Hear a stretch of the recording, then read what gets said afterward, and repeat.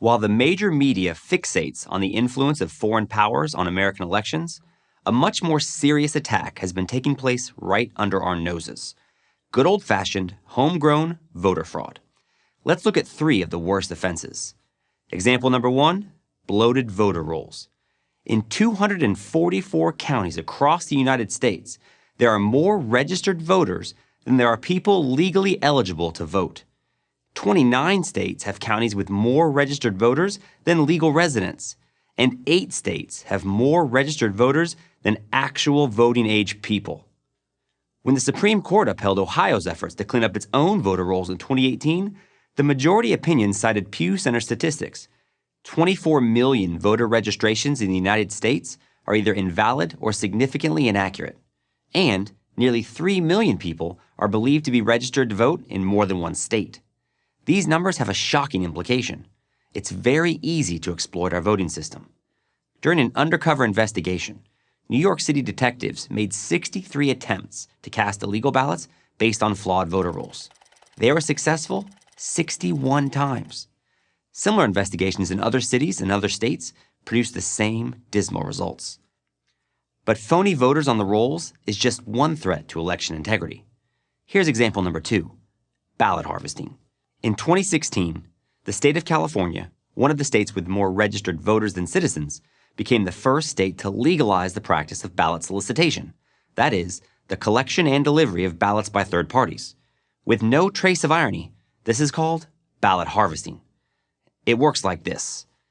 In California, organizations with a clear political agenda are legally permitted to go to a location, say a nursing home or a church, and collect, literally harvest, ballots. The third party then transports these ballots to a polling place or an election office.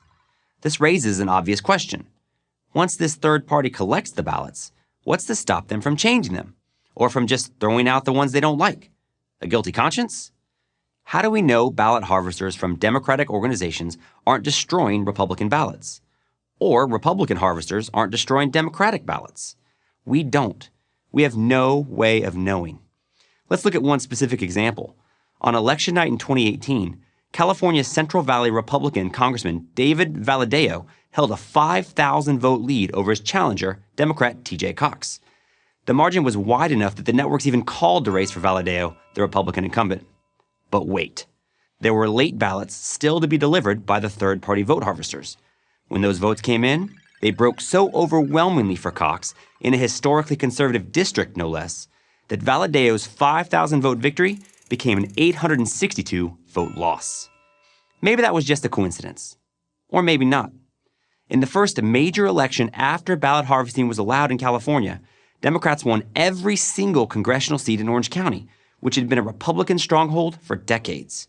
A year earlier, no sober person would have thought that possible. Voter corruption example number 3, voting by non-citizens. Should you have to be a citizen to vote? Silly question, right? It was once, not anymore. According to a recent poll, more than half of Democrats, 53%, support granting illegal immigrants the right to vote.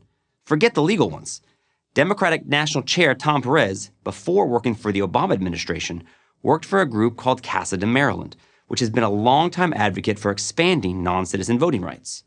Yes, it's true that federal law prohibits non-citizens from voting in federal elections, but 11 states, all run by Democrats, currently allow non-citizen voting of some kind. Cities such as Chicago and San Francisco, for example, allow non-citizens to vote in certain citywide elections. Why? Because for progressives, demography is destiny, and many see illegal immigrants as future voters. So there you have it, 3 different ways to tamper with the vote. Bloated voter rolls, ballot harvesting, voting by non-citizens. These are just 3 ways in which the left creates a clear advantage for itself on Election Day. The major media will tell you that corrupt voting practices either don't exist or are so minor they don't matter. But to believe that, you have to believe 2 things. That voter registration rolls are accurate and secure from fraudulent registrations, and that no one is trying to manipulate the results for political purposes. Those are 2 very big leaps. Maybe you want to make those leaps because you like the results they produce. But if you care about free and fair elections, no matter which party you belong to, you need to pay attention.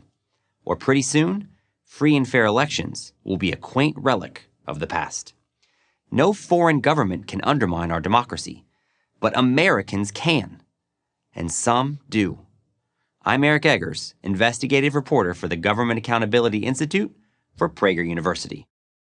This video was made possible through a generous donation from Bob and Ruth Reingold. Thank you for watching this video.